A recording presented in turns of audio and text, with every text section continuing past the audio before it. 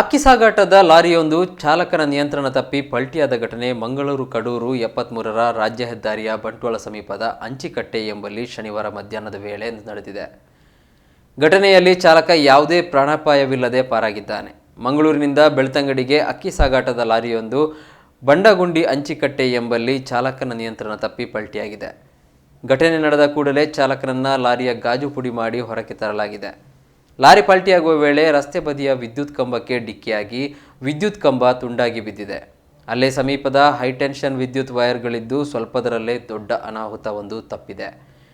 ಘಟನೆಯ ವೇಳೆ ವಿದ್ಯುತ್ ತಂತಿಗೆ ತಾಗಿದ್ದರೆ ಅನೇಕ ಜೀವಹಾನಿಗಳಾಗುವ ಭೀಕರ ದುರಂತಕ್ಕೆ ಕಾರಣವಾಗುತ್ತಿತ್ತು ಎಂದು ಸಾರ್ವಜನಿಕರು ತಿಳಿಸಿದ್ದಾರೆ. ಸ್ಥಳಕ್ಕೆ ಮೆಲ್ಕಾ ಟ್ರಾಫಿಕ್ ಪೊಲೀಸರು ಭೇಟಿ ನೀಡಿ ಪರಿಶೀಲನೆ ನಡೆಸಿದ್ದಾರೆ.